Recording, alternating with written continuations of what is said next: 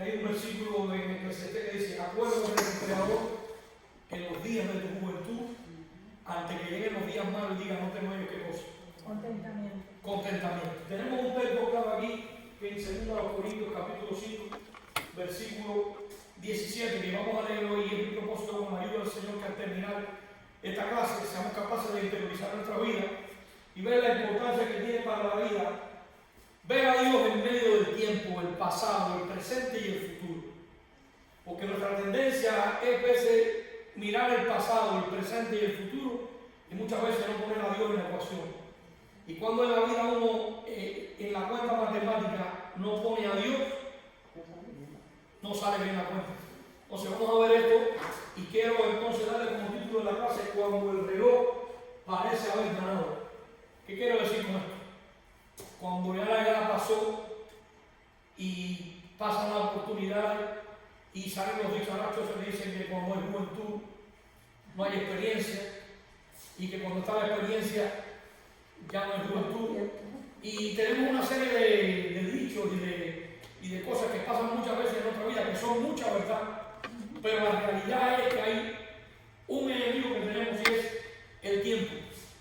Todos los días morimos 24 horas y lo que dejamos de hacer hoy no lo vamos a recuperar ¿qué cosa? Mañana. Entonces, cuando usted analiza la edad que usted tiene hoy, eso es lo que usted ha vivido. Ya eso usted no lo tiene. A usted lo que le queda ¿qué cosa es? El futuro, lo que le falta.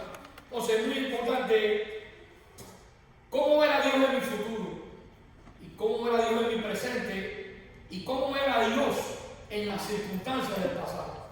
Porque es muy fácil mirar a Dios en el pasado cuando todo me ha ido bien. Bien. Pero ¿cómo yo puedo ver a Dios cuando la vida no me sale bien? Cuando todo parece oscuro. Cuando mi vida está llena de nubarrones. Cuando parece ser, tú entiendes, que la oscuridad visita mi hogar o visita mi vida. Entonces, es importante que nosotros entendamos este título. Cuando el reloj parece haber ganado. Cuando pienso que mi tiempo pasó y no tengo esperanza. Eso es una idea muy importante que vamos a analizar hoy. Y como tema central vamos a hablar de la desesperanza. Cómo la desesperanza nace cuando miramos el pasado sin el Evangelio. Y cómo la esperanza renace cuando miramos a Cristo soberano sobre nuestro tiempo. Entonces, el problema no es cómo vemos a Dios en medio de mi problema. El problema no es, lo difícil no es el problema ni las circunstancias, sino la manera en que pensamos ante el problema y las circunstancias. Esa es la idea que nosotros vamos a desarrollar con el título de esta clase, cuando el reloj parece que haber ganado. O sea, que ya vino la vejez, ya tengo una edad un poquito avanzada, ya se fue la juventud. Y ahora empezamos a mirar y nos sentamos muchas veces a vivir del recuerdo. ¿Te acuerdas cuando hacíamos aquello? ¿Te acuerdas cuando hacíamos lo otro?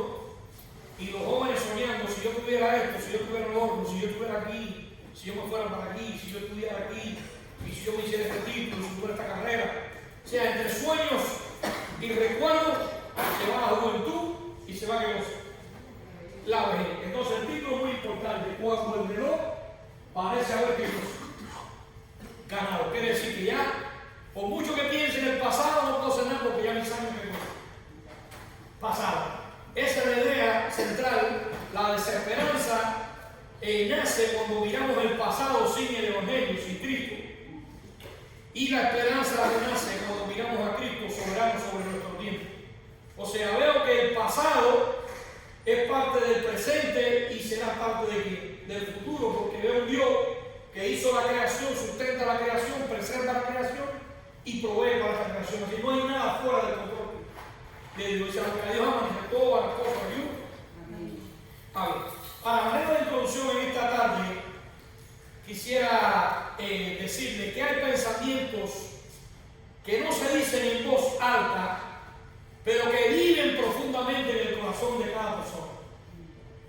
O sea, muchas veces tenemos pensamientos que no los decimos, pero en el corazón hay heridas, hay dolores, hay amargura, hay secretos ocultos, hay fracaso, hay tristezas, muchas cosas que no las representamos y no las decimos, pero en realidad están donde hay decepción, porque todos los amores que hemos conocido nos han fallado.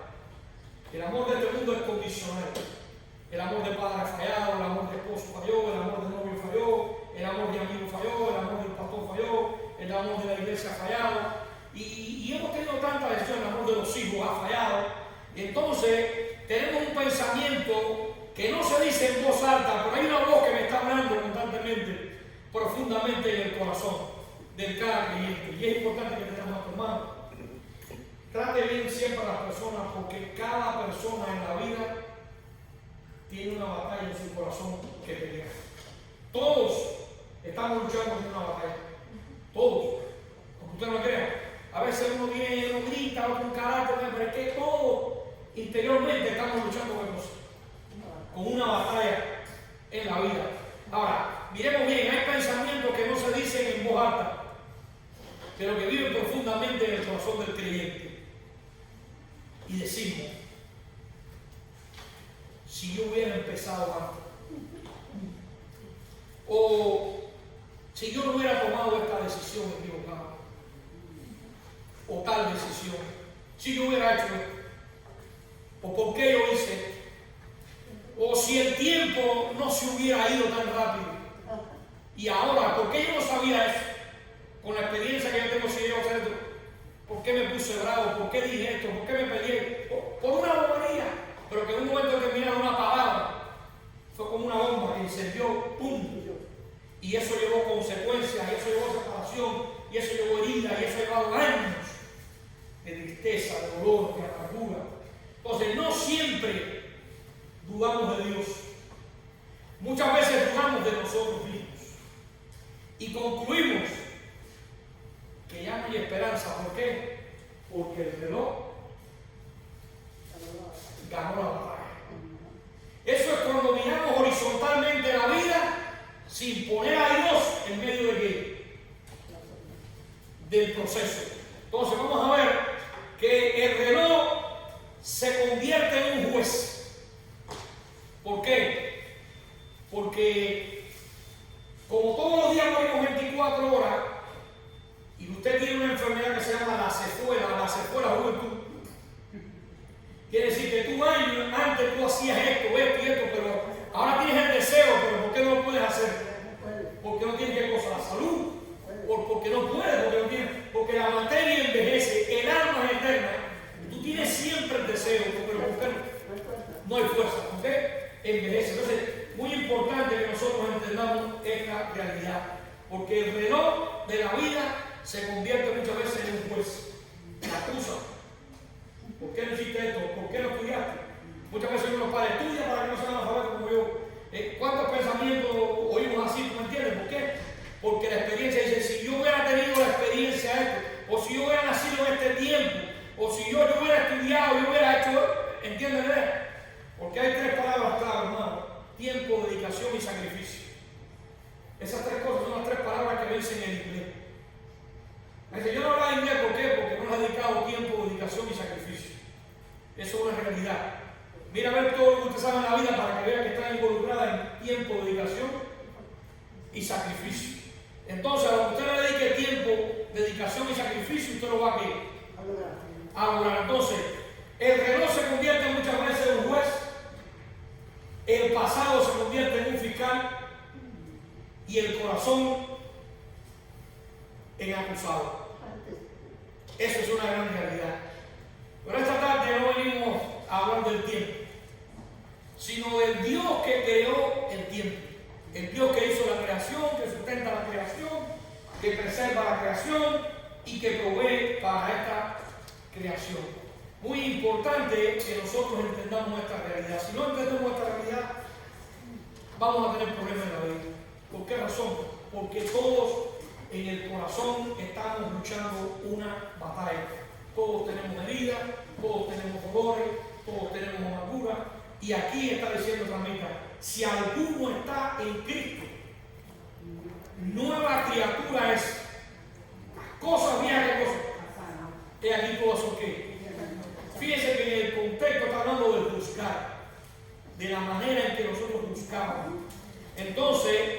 Miremos bien, la desesperanza nace cuando miramos el pasado sin el Evangelio, y la esperanza renace cuando miramos a Cristo soberano sobre nuestro tiempo. Dijimos que hay pensamientos que no se dicen en voz alta, pero que viven profundamente en el corazón de cada creyente.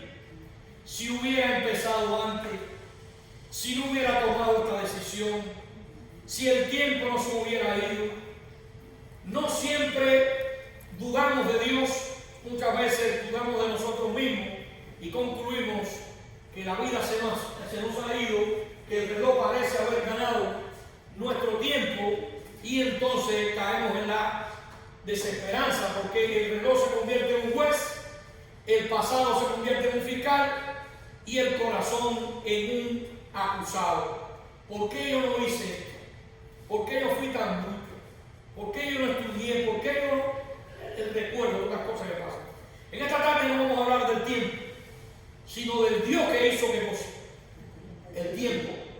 Dios creó el tiempo. Acuérdense que el tiempo de Dios es crono, es kairos. El tiempo del hombre es crono, espacio, tiempo y materia. Pero Dios está fuera de esa dimensión.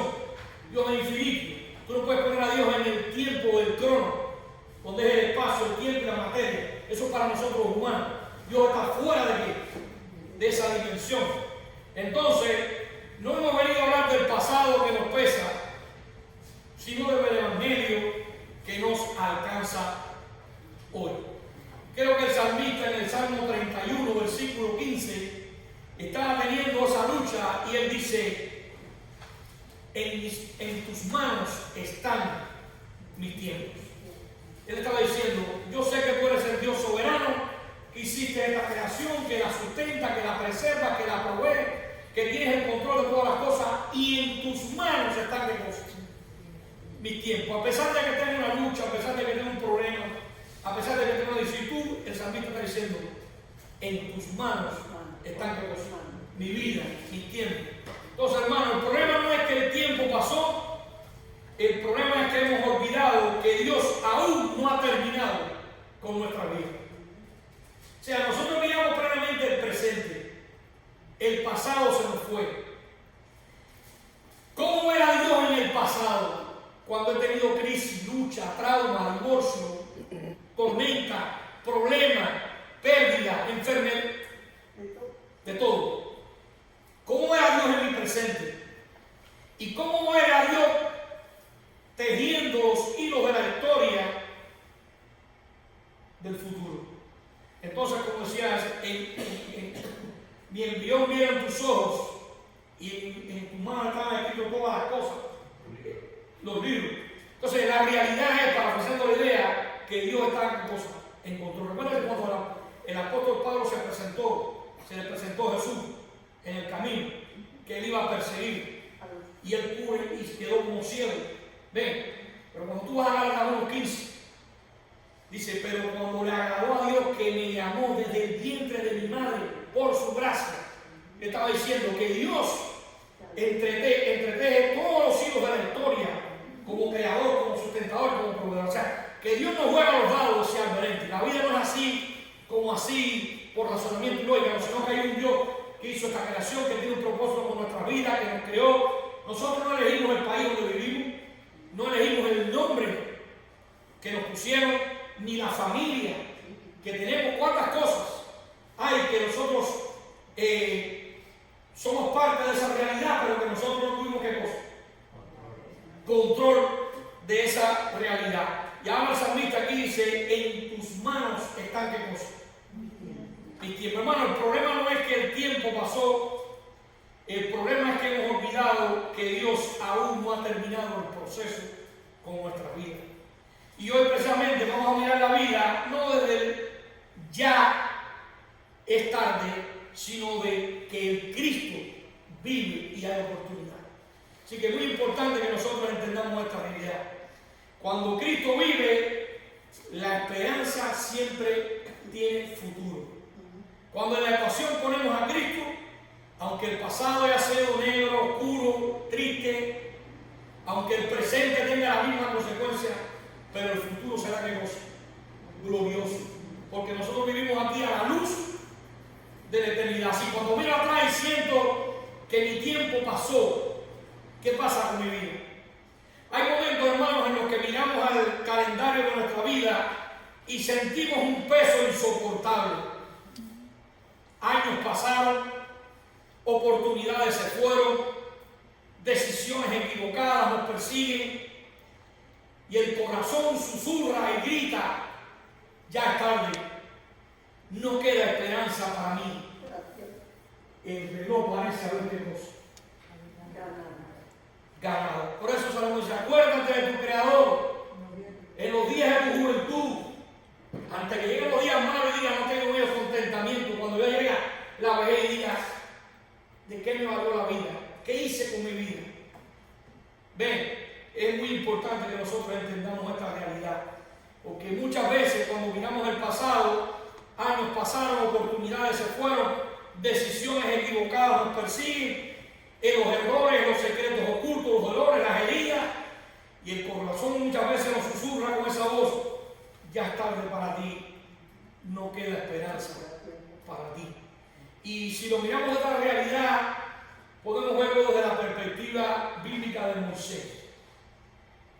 Moisés es un niño que nace en un contexto exegético, viendo el mundo en el que se labra y en el que nace en un contexto donde están matando todos los niños.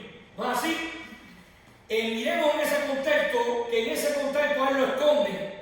¿Cómo sería la vida de ese niño tratando de taparle la boca para que no llorara? Porque si lloraba, eso es parafraseando la idea, podía ser ¿qué cosa? Descubierto, y había que esconderlo porque el que tuviera un niño tenía ¿qué cosa? Que entregarlo para qué? Para matarlo. Ya parece que ya no podían más. Moisés había crecido, ¿verdad? Y ahora ¿qué pasa? Lo cogen sin el permiso de él y sin el consentimiento de él y lo ponen de balsero en una balsa, lo ponen adentro y ahí lo meten y lo sueltan en esa canasta, por decirlo así.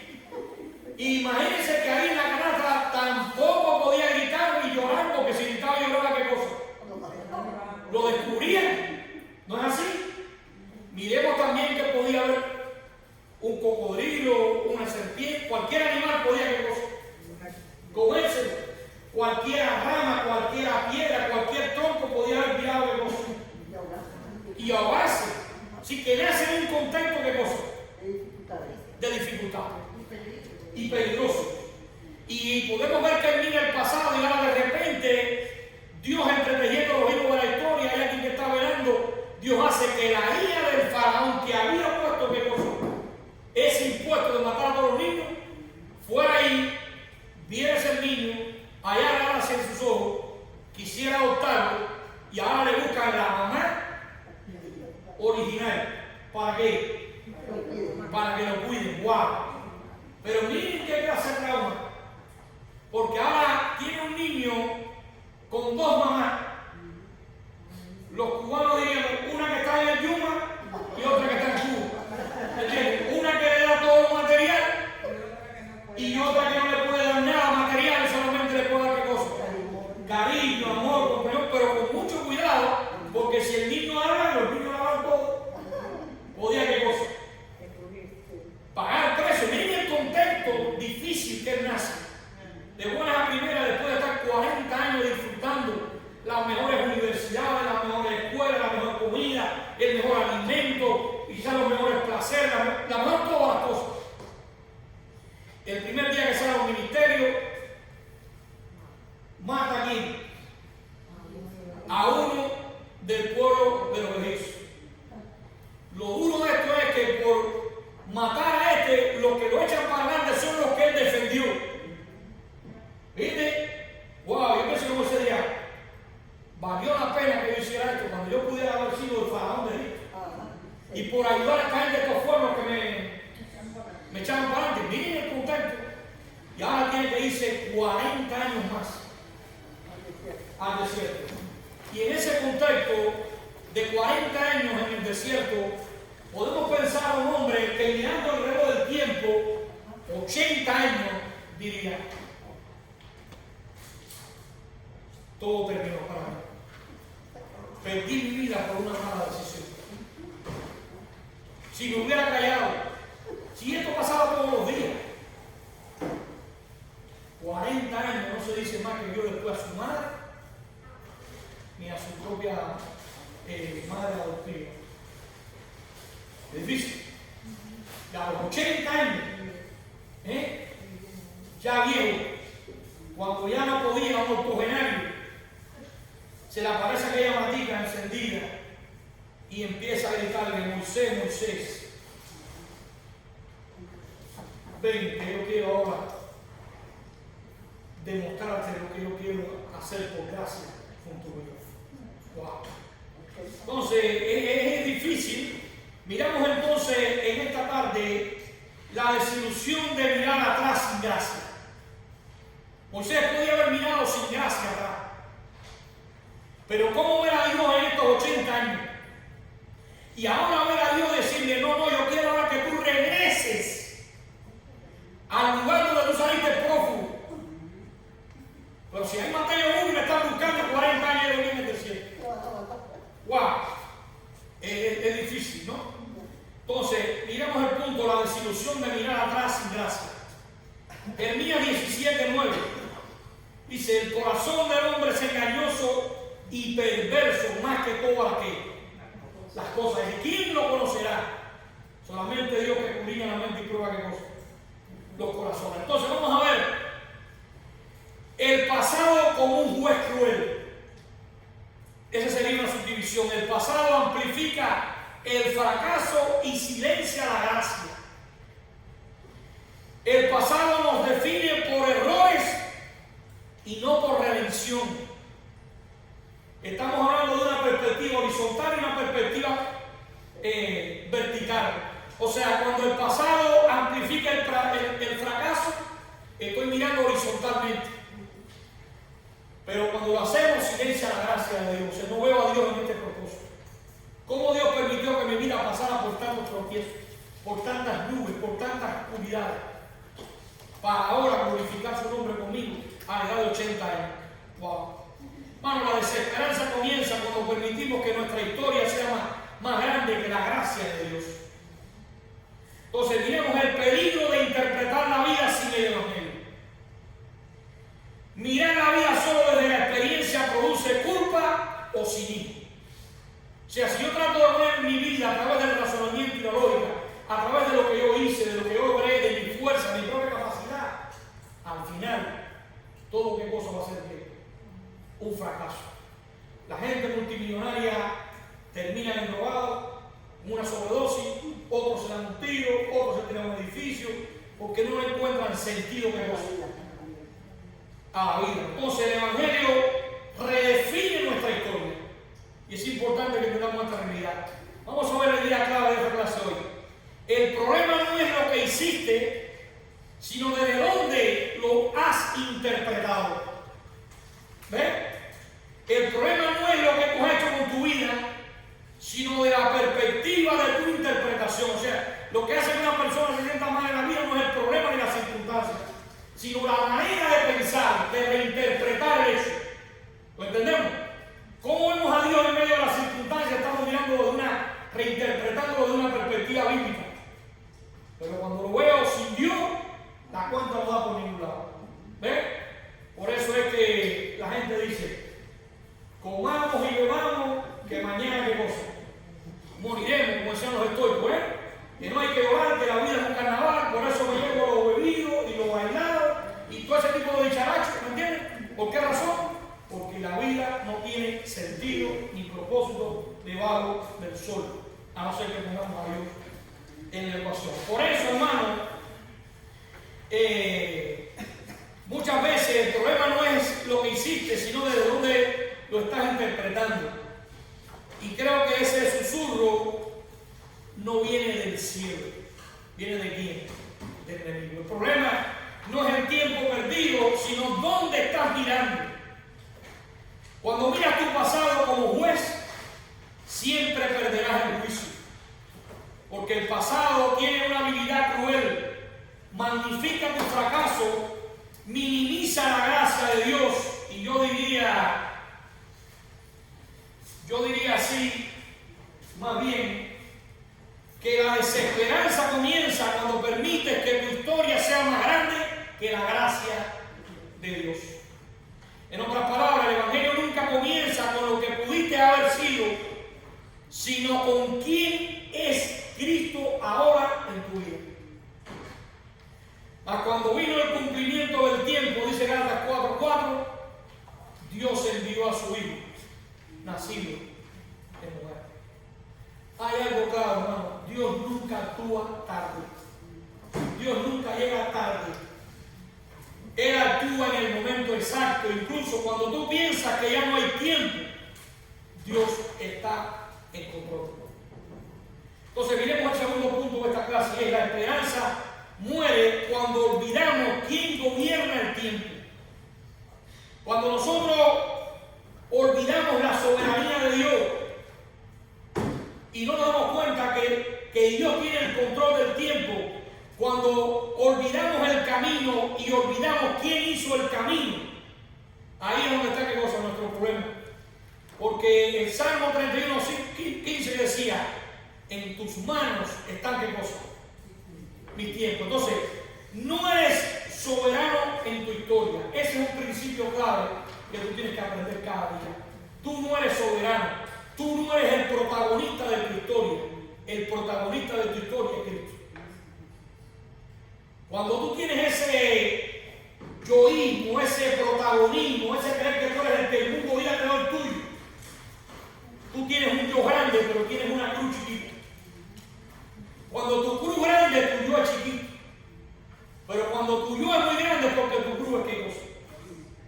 Muy pequeña. Entonces, muy importante, no eres soberano sobre tu historia. El control propio produce siempre desesperación, porque hay muchas cosas que están fuera de nuestro control.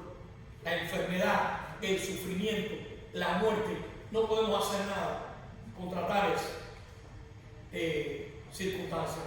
Entonces, la soberanía de Dios siempre va a producir descanso en la vida de las personas.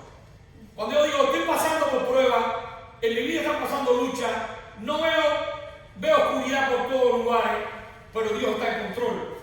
Cuando Moisés entendió esta realidad, por atrás venía Faraón y el ejército para matarlo, por delante se para un mar de problemas, por debajo estaba el desierto, pero él entendió que por arriba venía la gloria de Dios. Y esa es la realidad de entender la soberanía de Dios. Dios redime incluso el tiempo mal usado. Cuando vamos al libro de Joel, capítulo 2, versículo 25, vemos que Dios no solo perdona, sino que Dios restaura. Él hace significativo lo que parecía perdido. Y la idea clave aquí es, Dios nunca llega tarde, Él llega en el momento redentor.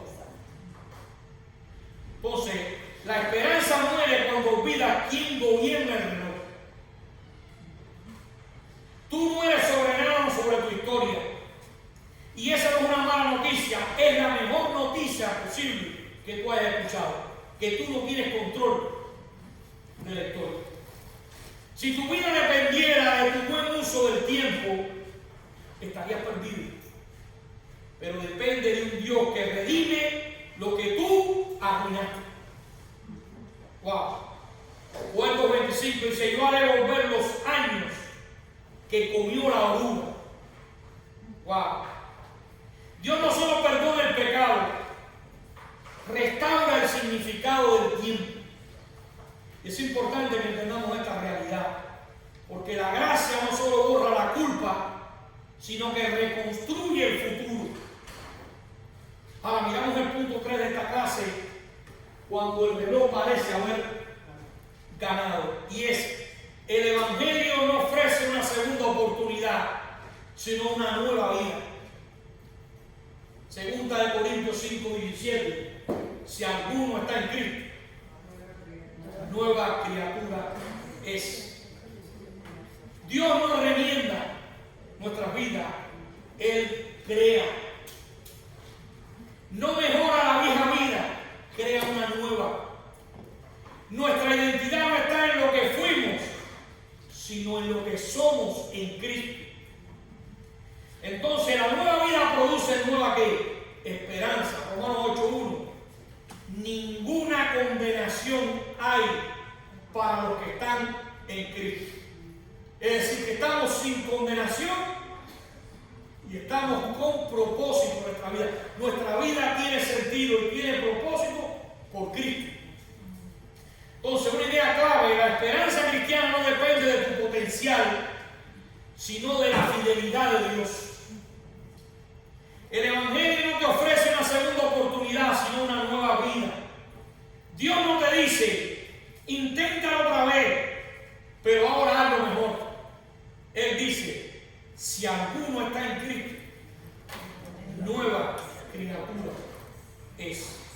Pudiéramos decir entonces que la esperanza cristiana no está anclada en tu potencial, sino en la fidelidad de quién, de Dios. Mientras tengas aliento, Dios no ha terminado el proceso contigo. Y si Él no ha terminado, tú no tienes derecho a declarar el final. Porque Dios es el autor de tu historia. Ahora miremos el punto número 4, es que la fe camina por promesa, no por sentimientos.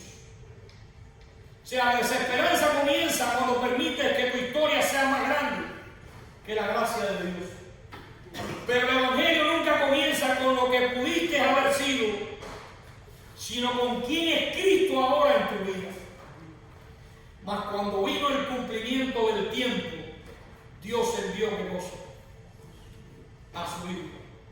Dios, hermano, no actúa tarde. Vamos a ver a 2 Corintios, capítulo 4, versículos 16 al 18. Y leamos, 2 Corintios 4, 16 al 18.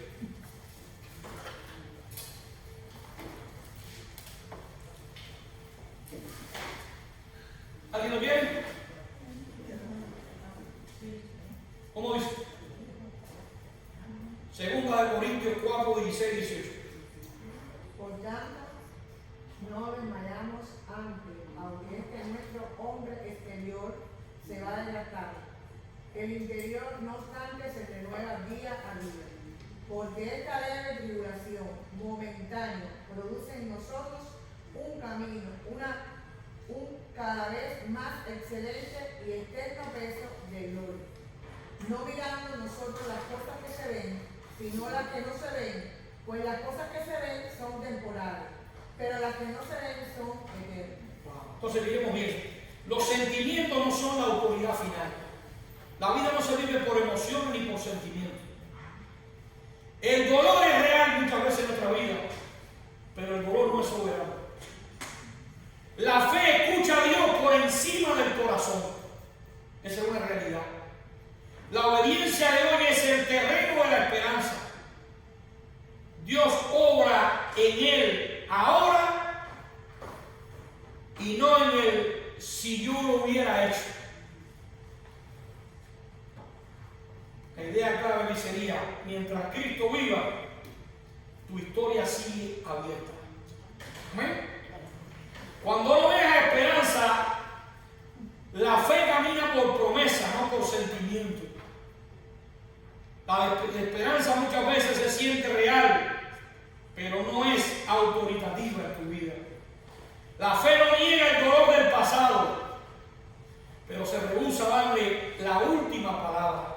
¿Por qué? Porque yo sé los pensamientos que tengo acerca de vosotros, decía Jeremías capítulo 29, versículo 11. Hermanos, Dios escribe historias gloriosas con personas que pensaban que su capítulo final ya estaba ¿qué cosa? Escrito. Miramos algunas aplicaciones prácticas para el corazón.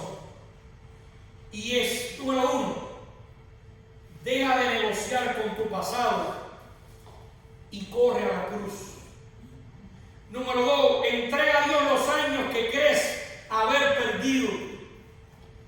Número 3, obedece hoy aunque no veas mañana. Y 4, reemplaza la autoacusación con las promesas eternas del Evangelio.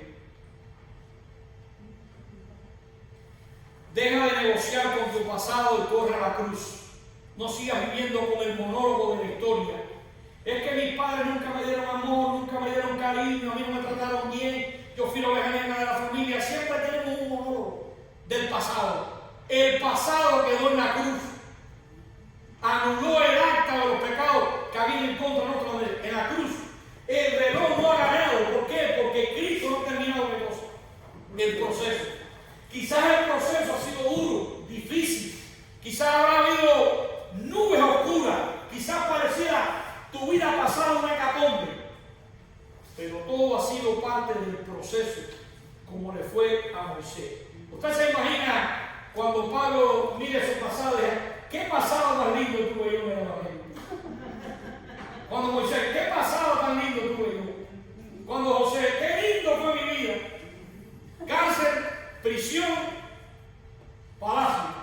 Foso, cárcel, prisión, palacio. ¡Wow! ¡Qué lindo fue mi pasado! Mis hermanos me entregaron, me criticaron, me aborrecieron. Cuando usted mira la historia que cae todos los hombres grandes de Dios, todos tuvieron un pasado oscuro. ¿Usted se imagina cuando David empezó a mirar? 15 años para esperar de que le dijeron que iba a ser rey, todo lo que tuvo que soportar. Y luego cuando va por defender y se faja, entonces después los que quieren matarlo son los mismos que él defendió. Y por cuenta de él tiene que, porque mató, la gente empezó a decir: David mató a 10.000 y Saúl mató a 1.000. Y empezó la envidia y le tiró una lanza por el rey para matarlo. Bueno, cuando usted puede mirar toda la historia de Elías, de Moisés, de Abraham, todos pasaron por momentos que no se. Fíjense cómo viene la historia de Elías. Mata 450 brujos. Y al otro día una lengua viperina de una mujer dice: líbrame si mañana tú no estás como uno de esos profetas. No le tuvo miedo matar 450 y por la lengua de una mujer salió corriendo 40 días. ¿Cómo sería la lengua de esa persona? Wow. Y ahora después en una cueva está desesperanzado, aburrido, primero dormido, y Dios manda un ángel y le da una torta de mangú y estuvo corriendo 40 días. 40 días después que comió. Ahí le dieron más de 3 golpes. Es la realidad. Sí. No, porque estuvo corriendo 40 días, así que lo que le dieron fue tremenda esa torta.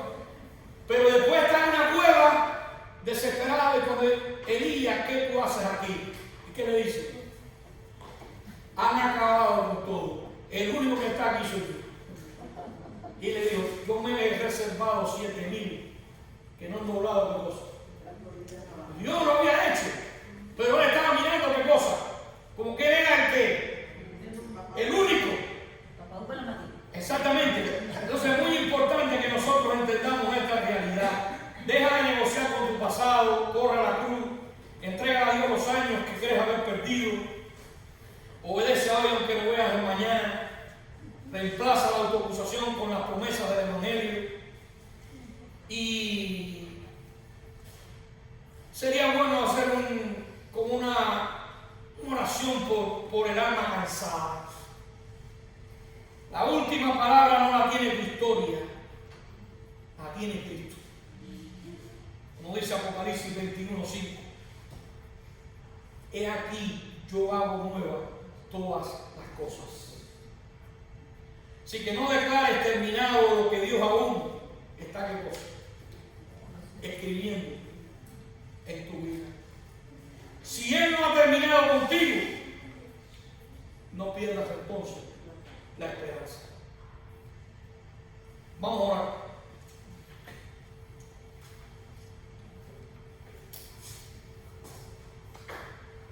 Señor, cuando el pasado nos acusa, recuérdanos la cruz. Cuando el tiempo nos pesa, recuérdanos tu soberanía. Padre, enséñanos a vivir hoy confiando en que tú haces nuevas todas las cosas. Ayúdanos a reconocer que cuando creemos que ya es tarde, tú nos enseñas que es ahora cuando tú lo vas a hacer. Tal vez hoy necesitamos una nueva explicación, Padre. Tal vez hoy no entendemos las circunstancias. Pero mirando la Escritura, más que una explicación, lo que necesitamos es una nueva mirada. No una mirada al pasado que nos acusa, sino una mirada, Padre, a la cruz que nos asuelta. No una mirada al reloj que nos condena, sino al Dios que gobierna los tiempos. Padre, ayúdanos a entender el Evangelio, porque el mismo no te pregunta cuántos años perdiste, te pregunta en quién confías hoy. Mientras respires, ayúdanos a recordar que tu gracia sigue activa. Ayúdanos a entender que mientras tú vivas, nosotros también vivimos, Señor. Y ayúdanos a entender que nuestra historia no es el último capítulo. No permita, Padre, que el pasado tenga una autoridad que solo le pertenece a Cristo. Permite, Padre, que nosotros no declaremos terminado lo que tú aún sigues redimiendo, Señor. Permite que podamos decir, como dijo Pablo en 2 Corintios capítulo 6, versículo 2. He aquí ahora el tiempo aceptable. He ahora aquí el día de salvación. Hoy no es demasiado tarde. Hoy es el momento de confiar, de rendirse y de obedecer. Hermano, cuando el corazón vuelva a susurrar,